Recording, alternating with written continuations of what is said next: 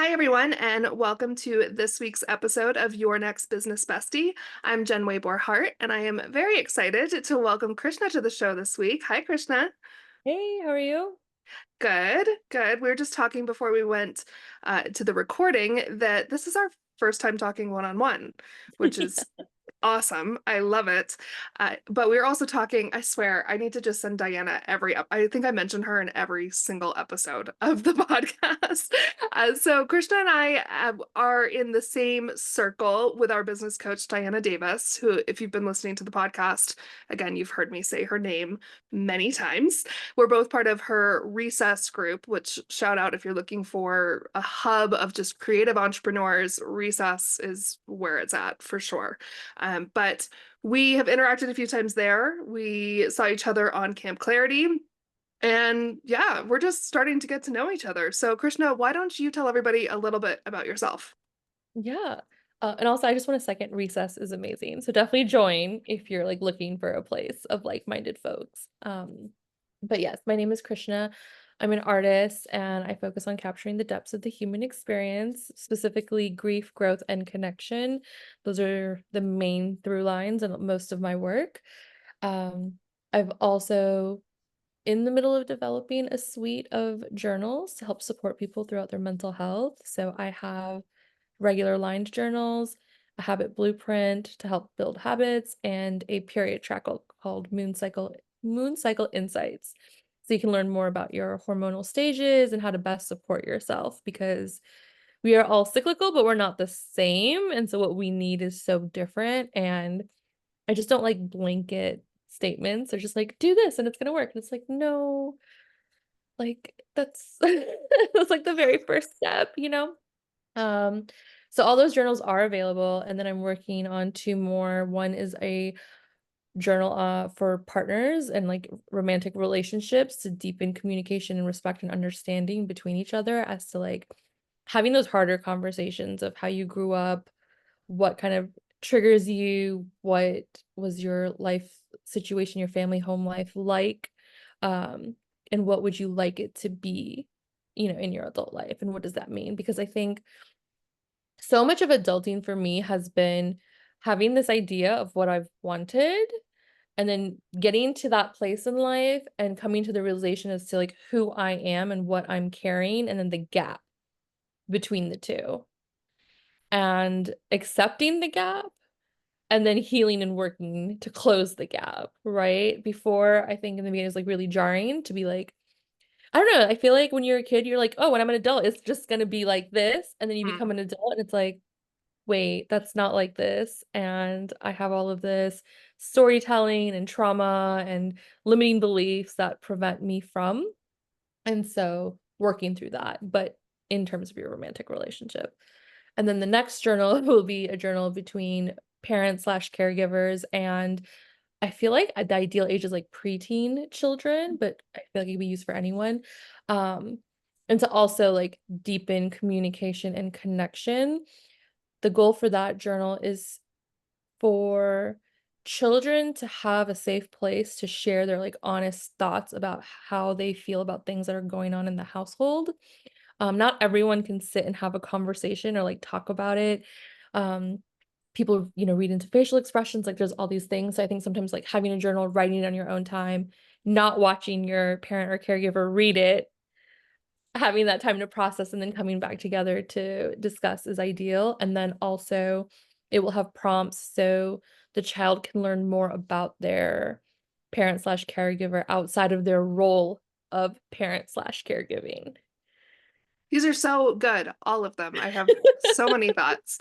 To start, like the moon cycle one is fascinating to me. I'm also a reflector, a human design reflector. You're a Mhm. projector, right? I think you Yeah, put that. Yeah, yeah, I very am. cool. Someday I'm going to interview a reflector on my podcast, but that's a whole nother story. So anything moon, and I'm like, oh, moon. Like behind me, there's this Yeah, moon. It's backwards, yeah, but it says moon child. love it. Um, I love that because I just went off from hormonal birth control Mhm. at for the first time since I was 18. So we're talking 16 years. Yeah, And there's so much out there of like, this is what works for everyone. This is how it will be. And it's none of it's true. Like it's one person's experience. So yeah. tell me more about the moon journal? Tell us more about like Yeah. what that process is like. Okay, so Moon Cycle Insights has it has like intro pages to kind of give you an idea of what's in the journal. And then the first few pages are baseline information of just like what are the different phases and what are the general benefits or things to expect in each phase. Then the next couple of pages is like basically a grocery list of like it's best to eat these things during this particular phase, which is based on me just like Googling around, okay? Yeah. Like, to be very honest. Um, I I have had irregular periods like all my life, and I've had now I know hormonal depression. Like I would get hit with the SADS like really hard. And so a couple of years ago, I was extremely depressed. And I was telling my husband, I was like, there is no way, like this cannot be again, like I did not expect adult life to be like this or parenting life to be like this. I was like, this is there's no way like this is it. And when I was doing my research, it was like SSIDs were like one of the big Mhm. options. And it just didn't make sense to me to be on something for like a week and then not take like I was just like, I don't understand how that would work. Like, I don't know. And I've done like Lexapro and Wellbutrin and things like that in the past. But I didn't like the side effects. Like it wasn't a good fit. So I had been seeing this like seed cycling and like things like that. And I'm like, you know what? Let me just try with the foods. So I wrote down all of the foods that they recommend and I just circled all the ones that I already eat. Mhm. And then the ones that I was like, oh yeah, I could probably eat more of those. I just didn't do it because there wasn't enough motivation or intention. And then I just went about life normally. Like that was the first Oh, step I took. And it was so helpful because I immediately saw like by adding more berries into my diet, because I'm not a big fruit person, um, I immediately saw a decrease like in my pain symptoms before my period. that's fascinating. Yeah, and so it's just like, okay, and people recommend like raspberry leaf tea, raspberries tea, like it's highly recommended throughout the spaces that where people are talking about this more. But it was just a quick way for me to see if there was any changes, and then the journal would just like allow me to track. So every day I just like write down like how I'm feeling, how am I sleeping, did I eat, Mm. you know, what was my overall like patience tolerability, right? Like, am I snapping at the kids for no reason? Am I pissed off at my husband for existing? Like, what's going on, right? Because sometimes it just like Yeah. annoyed about everything, you know? Yeah. Um, and I realized my SADs were hitting me right before my period started, and it was the worst when I was on my period. And my worst days are actually like day 1 and day 2 of my cycle. Like, that's when the hormonal shift is the hardest for me. I'm most irritable. I have, like, the least amount of patience. I don't wanna deal with anyone. Like, I just so that's not the case for everyone. A lot of for, like, the mainstream advice is like, "Oh, before your period starts, when you're luteal, you know, Mhm. take some time away." Takes like, I'm okay. Like, I'm sad and I'm low energy, but, like, I need to be away from everyone when my period stops. Like, um and so it tracks, like, the basics, and it has pages to help you track trends to identify what's happening, and you can see what helps you. That is so cool. And it's funny. Uh, I never thought we'd be talking about periods on my podcast, but I love it because, I believe in there's universal timing of everything. Yeah. And as I mentioned, went off from hormonal birth control. It was the beginning of June, Mhm. and I'm on literally on my second period since then, and it has been atrocious. Like yesterday, I Yeah. did not leave my bed, and Oh, I was very lucky as a teenager. I didn't have the debilitating pain that a lot of people right. I know have when they have a period. So it's really, really kismet that we're talking about this today because this was literally my life yesterday. I was like, I think I'm dying. Like, I Yeah. think I'm dying. I have never experienced anything like this. So I just think it's fascinating. And then, like, there's this whole science about, especially for entrepreneurs, and not everyone can do this. It's definitely very lucky for those who can Mhm. to form your work schedule around your cycles too. Yeah. And there's a woman who used to live here locally. She's a nomad now. I'll link her in the show notes, but she teaches women how to form their lives around their lunar cycles, around their feminine cycles, and it is just fascinating. But like we have to just be fair to ourselves, I think is often what it comes down to, like that Yeah. we're like what you're talking about, what we expect versus what our reality is, Mhm. and working with our bodies, with our minds, because that's a part of it too, for Yeah. sure, instead of constantly fighting about what should be versus what is for us. Yeah. So I love the idea of this journal. That's very cool. And I'm assuming it's just your experience that inspired you to create this journal for other people. Yeah, so I love like data. I love tracking things because then you're working with facts and the knowns because what we tell ourselves is not always in line with what reality is, right? And um I was just like tracking things and making different layouts in my journals, and it's been a couple years, but as I started like I put my own art on the journal covers, then I design all the pages so it still fills the creative artistic need of mine. Um I was like, this could help the people who don't want to think about how to structure their pages and just want to focus on collecting the data, you know? Yeah. Um, and when you have data, you can actually address what's happening. So for me, it was when I'm on my period, my inner bitch would come out, and she's terrible. Oh my God, she's so mean and so unhappy and so bitter.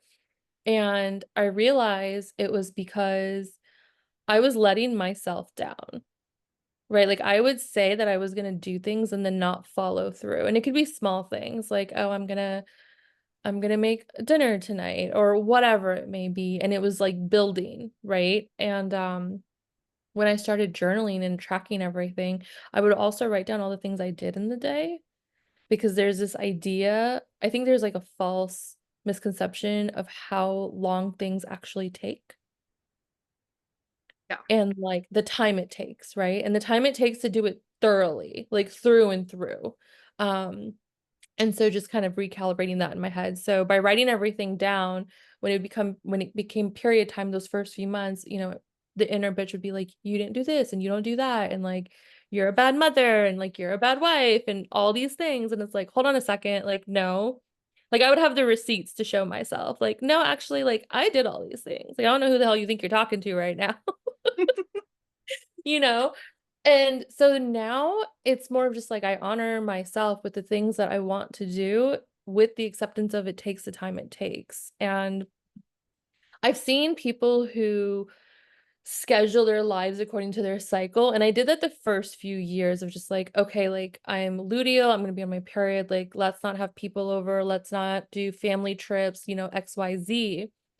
However, like with stress, diet, and then just aging in general, your cycles can shift, right? And my kids are 6, I have twin girls. My daughter's about to be 6. She'll be 6 in 2 weeks. Oh, I love that. congratulations. Yeah, and so for me, it's like they're so young and like you only have so many years Yeah. and they're only like this age for so long. And so I'm now at a point where I'm better supporting myself. I'm kinder to myself. I know what I need to do. I don't care if I'm on my period or not. We're gonna go do the thing to have the memories and, d follow through, right? Like, fulfill these needs that I also have. Um, and so, like, not having work like, even, like, work stuff, like, I want to get ahead and I need to make moves. I can't lose 7 to 14 days a month because of my period. Like I want to keep moving, I need to keep moving. But finding a way to do that that honors myself has been really helpful. And I think sometimes in the online space it's like I don't take any calls and like I have a week off and like it's like yes, with the privilege and Yeah. luxury, that's amazing. That's awesome. But I also wouldn't know what to do with myself, and I with the self-awareness, I know I need to maintain momentum to keep the habits, right? To, like, build build upon what Yeah. I'm doing so I can feel good. It's And accepting I'm that those days you might have less to give. Like yesterday, I had yeah, one meeting, which I was very thankful for because I was one in a lot of pain and my energy level was near zero. right. It was atrocious. My heart was like, I feel for every woman who has horrific Yeah, periods. Like I feel for her, like, but I was lucky that day yesterday that I only had one meeting on the schedule because I could, work from my phone and take it a little bit slower. But I'm right there with you. The idea yeah, of taking 7 days or longer, depending on cycle, off, or Yeah.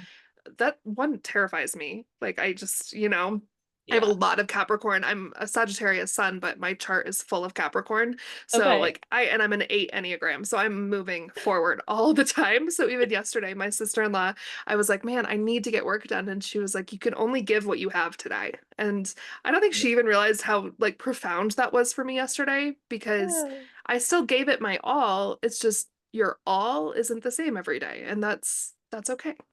Yeah, 100%. And the other thing that I've done is like when I'm low energy in my cycle, those are the days that I'll like read or take in information or listen to more podcasts or watch that replay that I signed up for that's sitting in my inbox, right? Like That's that way smart. things are still moving and the low energy is being honored, right? And you like you were saying, like if I have one meeting, I'll rally, Yeah. like, okay, like one meeting, I got this, let's go and do the thing. I'm on day 57 of my cycle.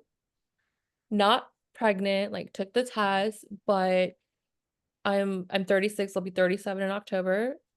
Perimenopause, Yeah. right? And it can last a long time, and just all the Yeah. things. And so tracking has been really helping me one feel grounded and not panic because I'm like, when is my period coming? Like, Hmm. what does this mean now? XYZ, Um, and it enables me to communicate better with my partner, where I'm like, "Hey, I'm really tired. Hey, I'm kind of cramping." You know, Um, yeah, like I'm gonna be bleeding or I am bleeding, like I need more iron, like the grocery, like the meals need to be a little different, whatever it is. And he's so receptive to that because then he's not left being like, oh, why is she pissed off today? Like what's going on? Um, yeah, I didn't know we were gonna talk about periods today either, but I love right? it. I love it though, but that just led us beautifully one, and I won't get super political by any means, but I also love the idea of having a journal that's a physical journal where we can track some of those things Yeah. because there's a lot of concerns about like a lot of women use the apps that are out there to track their Mhm. cycles and symptoms, and I use one called Flow that that's more protective of your data than some of the other ones. But I love the idea of like a physical journal because it's also so personal too. And like there's something about that like writing and like you said, data collection that's Mhm. just yeah. We can better care of ourselves if we have an idea of what's going on. So, but that leads perfectly to the partner journal that you were talking about. My husband and I, he made a brief comment the other day, how it's interesting how many people in our generation, we're millennials, have similar childhood trauma, Mhm. but we don't always know it. And I think that comes to the forefront, especially with your romantic partners and having those conversations. And I'm very lucky with my partner. We talk about absolutely everything. I Yeah. actually have a huge surprise for him for his birthday this year. And actually, by the time this podcast is out, he will know about it. But a huge surprise for him, and it's the first thing I've ever kept from him. Like literally the first Right? thing and I am dying. Like I'm like, I don't know how to keep this up from you. But let's talk about the partner journal. So is it something like I would answer is it just prompts for talking? Is it actual writing things? Like what does that one look like? So it's still in rough draft form, and I haven't fully figured out Yeah. that portion yet. I'm kind of playing around with the idea of it being 2 journals. It's sold as a set, and each one can go right there. Like it's the same, but it's your own, and you can write what you need to, and you can exchange it, or you can sit down over a night, like a night in. I don't recommend alcohol or wine when you're having these discussions, but, to each their own, and then have the conversation over, like, what came up, how did it go? I'm also thinking about potentially, like, gamifying it or creating, like, a self-identifying, like, token system so the couples can sit down and be like, "Okay, like, if we once we get through this part, we'll do this for ourselves, or we'll do like to incentivize doing the work because life is life. And unless you set time for it and make time for it, things slip through the cracks. You know what I mean? Um, so I'm still trying to, what would you like? I would love to know your thoughts. Yeah, so it's really funny. My husband and I have a crazy story. I'm gonna do an episode on it actually for his birthday. I'm gonna release an episode that's our story. But long story short, we met in 2015. He was supposed to be the best man in my first wedding. That wedding did not happen. That's my big Mhm. trauma from my last decade of my life. And then we did not speak until 2022 when my daughter's biological mom passed away. I reached out and offered my condolences. And then we really reconnected January of last year. Started dating long distance. He was in Maine still, which is where I'm from. We started dating in February. We got engaged in May and had our big wedding celebration last October. So big whirlwind, but Right. a really interesting part of the short, it felt like forever, but our time long distance. It's funny because we said that we were going to do long distance for a year. We did long distance for 3 months. That's how long we did long distance for. But in that time, there was this again an app. I don't even remember, Paired. That might be what it's called, Mhm. but it was instrumental in our long distance relationship of getting to know each other. It gave you a daily question, and each answered on our phones, and we couldn't see the other person's answer until we had answered it. And some of Okay. them were, and some of it was like, what was your favorite dinner time ritual with your family growing up? And some of Mhm. it was like, what's the biggest trauma you would say from, like Yeah. every spectrum, which is what I Yeah. enjoyed too, because it wasn't always too deep, like there Right. was some things that were just getting to know each other. And I think even if you've been together for years and years, Yeah. it's a nice reminder of those basic things. And what was also eye-opening is my relationship before my husband. It was actually a last-ditch effort to save that relationship. I had downloaded and paid for that app, and my ex refused to do it. Oh, Absolutely, he was like, "It's ridiculous, like, I don't have time for this," and that was so eye-opening to me, yeah. whereas my blue-collar, burly husband now, he was like, "Yeah, you wanna do this? I'll do this," and it was so healthy for us, Yeah. um, and I love the idea of something that could be in person, Mhm. but maybe it's like the books go back and forth, like, once we both answered them, we exchange them and then they go back the other way the next day. So each book is Yeah. a compilation of answers instead of one book being one partner and one book being the other partner. Um, but I love this idea. I think we have to constantly have curiosity in our relationships to keep them healthy. And like Yeah. even going back to what you were saying about your period, like my husband's the first partner I've ever had that I've been able to be like, "Yeah, this sucks and it's my period," and not feel dismissed by it. Right. And this all kind of ties together, right? And like showing up as our most authentic selves and Yeah. communicating what we need. Um, I definitely like the idea of the 2 books. I think that Yeah. and it's so simple. Like you could have them on your nightstands and either at the Mhm. beginning or the end of the day, just fill in your answer for that question. Yeah. But I think this is really cool. I love it. Thank you. Where does all of this come from? Where does your inspiration? We haven't even talked really about you as an artist. I mean, this is all No a worries. version of being an artist, but where did this all start for you? So I started painting in 2013, and I didn't start taking myself seriously until 2020. One of my good friends hired me to do a commission, and I was like so nervous and so excited, and it took me like a really long time to finish this one painting, but she was super patient about it, and I was like, I think I really enjoy this. And I think the kids were 2 going on 3 at the time, and it was like, all right, well, I want to figure out something that I can do, but still have the flexibility to be home and all the things. I was like, I feel like art could be the thing. Like, I really enjoy painting. And so then it was just a matter of like developing skills. Cause again, what I had in mind of what I wanted to create and then what was actually on the paper, there was a huge gap. So coming to terms with that. And I had released, like officially done like a release last year. And I was okay, like this is great. I was excited about it, but I'm still working through the worthiness and like imposter syndrome dynamic of all of life. And so I was like, okay, I want something functional because I was trying to figure out my why and like all the things that they teach you in coaching programs. Mhm. And I was like, I don't know why you should buy my art. I'll be really honest. Like I didn't know. I was like, it keeps me sane. It helps me process my grief and my life and the realities of adulting. And but I wasn't sure how to fully communicate that yet. And I was like, okay, well, if I can put my art on something functional, it's going to be easier for me to talk about. And I love journaling. Like I've always loved writing. I've journaled for a long time. And so it made sense to put my art on journals and do it that way as like a stepping stone for the art. Me and my husband have like a relationship journal where we just like write each other letters in randomly. We've had it since we were dating.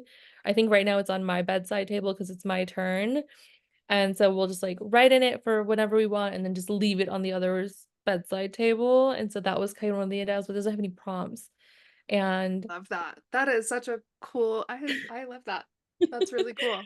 yeah. And so I see a lot of people on TikTok talking about like, oh, you need to heal your trauma and like what do you bring to the table? And like, there's all of these conversations happening, and some of them are really functional and insightful. But I think it's like we were talking about of just like, oh, healed. Like that feels so complete, and that's not really accessible, right? It's just a Mhm. continuous journey. And I think even with trauma and relationship planning, like me and my husband, we talked about everything and anything when we were dating and engaged and all the things. And one, I am different now than I was 10 years ago. So like that curiosity, getting to know me, like my morning, all of that has changed. So whether you're paying attention or you're doing questions, like you won't know unless you know. But some traumas you don't know until you're facing them. Until you come face to face with the situation, you're like, oh, like I'm really dysregulated right now, or like, oh, this really bothers me. And so it doesn't matter what the prompt is, like you can write about it and you can share it all you want, but in that moment, being able to regulate and then communicate, like that's what all of that is working towards. And so see, I can like talk about that. Yeah. But if you were like, oh, why did you paint this piece? But that is the way, right? Like to go Yeah. back to your imposter syndrome, I've been thinking about imposter syndrome a lot lately. I'm designing a website for friends of mine that own a Mhm. coffee shop literally across the street. And they're new friends, right? And showed them their draft of their website on Saturday. They came over to see it, and I was terrified. I was Right. texting my husband. I was like, they're gonna hate it. It sucks. But and I was like, no, it does. Like, it's this duality where one part of my brain's like, shut up. Like, it's like, Yeah. right? And they loved it. And the owner Yeah. sent me the sweetest text message afterwards. I sent my husband a screenshot of it, and he was like, I told you, like, stop. And it's so imposter syndrome is fascinating because we've chosen this path. We've decided to be an entrepreneur, but still there's this like devil almost sitting on our shoulder that's like, are you sure though? Like, can you really do this? And Yeah. I feel like it's a constant, possibly everyday battle to like shoo off that little devil. It's not so much even proving them wrong because we already Mhm. did. We've already taken this venture. We're already doing the thing, but like it's just still there. And I think some days it's a little less loud. But I find imposter syndrome fascinating. And then imposter syndrome for women versus men. That's Oh, fascinating too. I yeah. spoke at a mortgage conference. I ran a women's panel, and somebody told me we were talking about applying for jobs that Mhm. women will only apply for the jobs if they feel like they are qualified on every single thing. Yep. And men, if they see, and this is a generalization to anyone, I hate generalizations for anyone that's listening. Yes, not everyone fits in these boxes. But overall, it's found that men will look for one thing that they're good at in the entire job posting, and they figure they can figure out the rest. So, Yep. like, women, we don't want that imposter syndrome to even have a chance to show up. And when you're an entrepreneur, it's all the time, all the Yeah. time. But Yeah. with your art, I love that you've turned it into something like the journals because the art's beautiful, but the journals are also beautiful, and you've kind of melded these two. How would you describe your artistic style if somebody asked you? Oh. I think it's a little fantastical. Like it's not realism at all. I've It's funny because I would sit down to paint and I knew I didn't want to be a realistic painter. Like I didn't want them to look like live images, but I still had this internal expectation. I was like, oh, this doesn't look realistic. And I'm like, that's not the point. But anyways, um, I'm actually moving from watercolor medium to oil paint medium right now. So my style is currently evolving. Very cool. And yeah, and, I'm really happy to announce that the imposter syndrome is feeling a lot less these days. I'm leaning into myself and who I am and accepting it, which has been great. So I'm retiring the old work soon. So if you want something, go check it out. But I guess by the time this airs, it'll It'll be gone. probably be gone by then. Yeah, it'll So by the probably be time, gone. The journals will yeah, be there though, so you can grab a journal, but I'm also working on a new body of work and I'm really excited. So that's awesome. So are you still doing commissioned pieces? Are you still My yeah. cat is very distracting. For those of you listening, my cat Phoebe has decided to crawl along the windowsill over here. So we have the journals. What other projects can people invest in when it comes to your art? No, so mostly it's just so there's a newsletter. You can get that. I send out weekly journal prompts to I think the current series is just like have more joy, like more self-awareness for joy in your life. There's a monthly artist alcove event that's free. It's 30 minutes once a month to come and just like create for those who want more time to play and like be creative. Their journals, art prints, originals, and commissions. And then I have a grief, growth, and connection series that I've been doing kind of like with yours, but it's not a podcast. I think I'm just gonna put it on YouTube Huh, as videos to watch.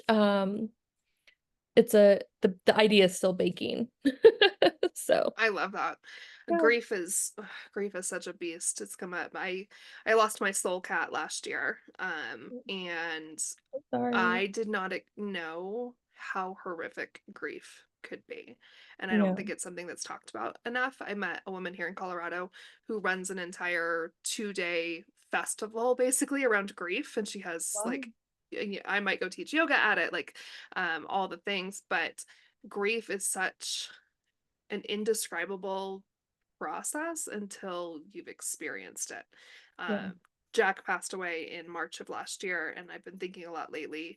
I read somewhere that after the first year, things get easier because Mhm. you've proven to yourself you can survive the first year of your grief. Yeah. Um, but it never goes away. People, Yeah. time heals all wounds. I hate that phrase because I'm like, it just changes, right? It just changes. So Yeah. any outlets for that grief and for people to learn how to process it, I think is so important. I took a grief workshop a couple years ago, but it was very, very religious focused. Mhm. So I think there just needs to be more outlets for people to decipher what grief is doing in their lives, for And sure. also honoring it because Yeah. in grief, like not to I don't want to like rose color grief either because I also hate that, but in some of my darkest times, I've strengthened some of the strongest relationships I have in my life. You know what I mean? And so it's like honoring that doesn't make it okay, doesn't make it easier, doesn't heal, you know. Hmm. Um, I think the grief wound stays the same. I think life around it just gets bigger. So Yeah. prospectively, it feels smaller, but nothing has shrunk. Yeah.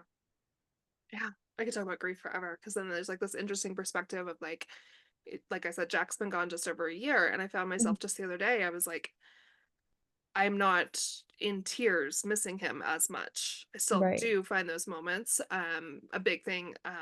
Did you do Diana's human course? No. So in human, she had us talk about our desk and share something human in our desk space. And if you Mhm. scroll back on my Instagram, you can see my desk space was total clutter, and it's still pretty cluttered. I like like there's little pieces Yeah. of me. Um, but my desk was in my bedroom, and just a week and a half ago, my friend Megs, she's a professional organizer specifically working with women with ADHD. So we're doing some swaps, and she came over and we moved my desk to where my dining room table used to be because we don't use our dining room table. And Jack's ashes are right above me. And it was an interesting moment because I put Jack, and like there's a little memorial shelf for him over here, kind of in the corner of our apartment, because I couldn't stand to look at it every day. It was Mhm. too much. But it was this interesting moment that I was like, it's a comfort thing, like, he's right there. Yeah. This is Jack on my arm. Oh, So it was grief is just now it's like the grief is still there, but it's a comforting reminder of his chapter in my life instead of a yeah. constant pain. Um, I learned a lot about grief when I did that course that I was talking about, like people talk about the stages of grief, and Mhm. according to that book, at least, those grief cycles were only intended for people finding out a loved one had cancer. Like that was Oh, very wow. specific that Right. those cycles were figured out, and we've applied it in society across all kinds of grief. And that's Mhm. another thing. We're talking about how people don't fit into boxes and all of this. Grief is so different for everyone. It is every day is different. So I'm excited to hear about what you do with this course. I think that that would be very, very cool, and definitely needed is people to talk about grief and what they're going through for sure. What else do you have coming up? What else is percolating? I mean, honestly, next weekend is our 10-year wedding anniversary, so there's that. We're leaving the Congratulations. kids with the grandparents alone for the first time ever, so there's that. There's just, That's like, a lot of big exciting. yeah, a lot of big family, personal things happening, and I was just, we were talking earlier about connecting with people and keeping in touch and stuff like that, and I've been wanting to do more of that, but I'm also trying to honor myself more, so I'm just trying to, like, kinda lean into fall vibes. I know we have a couple months of summer left technically, but I'm so ready to just kinda, like, hibernate and cocoon in and just, like, paint my little heart out and do the things. And I'm also I called July, like, my month of FAFO, which is fuck around and find out, and I think yesterday I was just, like, exhausted, and he was like, "I think you guys I think I fucked around a little too hard. I'm finding out now. I'm exhausted. I'm doing too many things. I'm just like a squirrel with like, oh, I wanna do this,' and like, let's do that,' and just not enough hours in the day to do everything." So yeah, I'm working on a new series, and all of my journals are actually reviewed by, like, a family therapist to make sure that they are actually helpful and not creating harm, so just throwing that out there. And I did wanna circle back to 2 things. Ready. Period tracking apps. The Agenda Period is women-owned. They won't Ooh, collect your data, and they have they have a shop of products that are also women-owned to help you in that space, so I recommend that as an app, and it syncs with your Google Calendar. okay, what's the name So, of it one more time? the Agenda? Agenda Period. Beautiful. Okay, very Yeah. cool. Um, Flow, I think, is run by men, so there's just, like, a Mm. little bit of a Mm-hmm. conflict of interest at times, I think, when, like, the money Yeah. signs get a little heavier. And then Semaine is I don't wanna say a supplement multivitamin that helps with period PMS support, and they have a whole bunch of other things, and that's also women-owned, vegan, all natural, and you can find them at Walmart and on Amazon. Even better. Yeah, so Accessibility part is so when we get into like supplements and stuff, is I think my friend Meg Reichert was on this podcast a few weeks ago. Well, at this point, it'll be a few months ago when this episode is live. But we're talking about supplements and accessibility, and I always want to support women owned and all yeah. natural, but sometimes it's hard to just have it be financially accessible, especially. So, Oh, especially, yeah, but I yeah. love the main products are really good, and it's to help replace, like, the Tylenol and the Advil because that can damage your liver over time, and I've been taking them, it's been really helpful, so for whatever Cool. that's worth, if people are looking for an alternative, I would try that. I love that. And where can people find you? If they want to look at your art, your journals, if they want to follow you, what's the best way to find you? Yeah, for sure, so the best way to see all the beautiful things is www.serenademysoul.com, and then the best way to just see more of me and my chaos is on Instagram, which is @serenademysoul, um and those are, like, the main 2 places I hang out. Oh, this is so cool. I love that we have kids the same girls the same ages. That's Yeah, very me cool. too. Are your kiddos headed into first grade? They're actually in, like, an alternative program because 'cause they're Cool. neurodivergent. Yeah, so they were in public school, but we had to pull them, so they're getting the support they need, and then eventually they may phase in, but they would have been going into 1st grade. So, so many of my friends have gone with alternative programs for their kids when it comes Yeah. to education. It's Well, it's something 'cause my the husband and SPED I have talked about program too. is lacking so bad. Like, public education as a whole has its own gaps and holes and challenges, but then the special education department is also just, like It's like they bit off more than they could chew. And I'm like, I need you guys to get one thing right and then I did expand. learn Colorado has some of the best special education programs in the country. Colorado and Oh, California. My nephew has Williams syndrome, and he's in the special education. He's 18, and like the state will help him phase into like an adult program in the next year. yeah. And there's really supportive programs here in Colorado, which I was happy to hear. But we have our own challenges. I like Elena's school, but another topic I could go on forever, but she has had a lot of trauma in her life. Like Yeah. we've been talking about, her mom died when she was just over 4 years old. So, um, that's a lot. That's And hard. then she moved from Maine to Colorado, and Yeah. yeah. And so Yeah. finding this, My mom's dad died when she was 6, and my mom's like in her 60s now, and like that still comes up. So yeah, yeah, for sure. yeah, it's a lot. And finding those supportive programs. One of my best friends does a hybrid program where half of the schooling is at home, and then the other part is like in the middle of the woods, and the kids get to play in dirt, and like it's all ages together, and it's like life's just becoming good human skills. Yeah. And I think I love that so many people are just finding the solutions their kids need instead Hmm. of, I mean, I feel like with our generation, homeschooling or it was considered weird. And Right. now us as parents, we're like, no, like we've seen what public schools do to kid, like we're gonna do what we need to do. And I think that's beautiful. So Yeah. yeah. That's one of the other reasons I like the moon cycle insights is for young girls, because young girls are starting their periods earlier. And I was like, some people are doing the no phones until 16 or until they have more media literacy, which is also great on a whole other realm. So I feel like, because yes, a lot of busy adult women are like, we have an app, like we don't, no one wants to sit down and write their feelings. Like, I get it. If you do, I have a journal for that. If you don't, that's fine.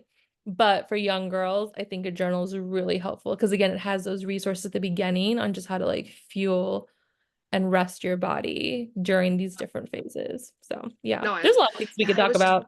right. I feel like you and I could talk for hours. This is the first time we've talked one on one. But I have this journal. I don't know if you've seen these. It's a Q and Oh, A journal, and okay. I was just thinking I would love. I'm gonna just plant the seed. Yeah. This one, is an Amazon find. This is a 5-year journal. Okay. So it's got, for those of you listening and not watching, it's got a question, and then there's 5 spaces, and you're supposed to answer Mhm. it over 5 years. I did not answer it straight, as there's some of them that I just totally skipped in 2023 because it was chaos. But it's things like, what political issue interests you? Who do you think is cute? Which my answer in 2020 was Thor. My answer in 2021 was Oliver Queen. I just want you all to know. Or how many cups of coffee did you have this day? But something Okay. like this that was a little bit deeper into that healing space that we're talking about. I love these, but this one is pretty surface level, as you can tell from what I just Yeah. read.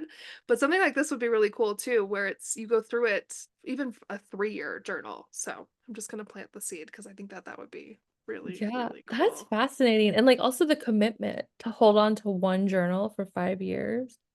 Yeah, my best friend and I were doing it together every day, and I sent it to another friend. And I think we all simmered out, but when I moved my desk, like it's like falling Yeah. apart at the seams. But when I moved my desk, I was like, it's okay that this is not 5 years in a row. I've gone Yeah. through a lot of change in those 5 years. So I've committed to whenever it feels right, I'll grab it and answer that day's question. So it might take me 7 years to finish it. But this would be really cool as like a healing journey too. That would be So cool. Yeah. just I like that idea. Thank you. so, okay. Well, you and I could literally talk forever. That is what I have learned from the last hour. But anything else you want to tell the audience about? No, I'm gonna stop. I think I've gone far enough. I'm sorry. I love it. No, I love it. So, thank you very much. I am looking forward to getting to know you even more. I am definitely going to order the Moon Journal for sure. Um, I think that's what you're doing is so important, and I really appreciate you sharing your story and your heart. But for everybody listening, my name is Jen Waybor Hart. I'm a creative strategist here in Monument, Colorado. If you want to find out more about what I do, or if you want to be a guest on the podcast, you can find me at Life Jen's Way on Instagram, or email me at jen@jensway.com. There's 2 N's on Jen always. And thank you again, Krishna. It has been an absolute pleasure. For those of you listening, I'll talk to you next time on Your Next Business Bestie.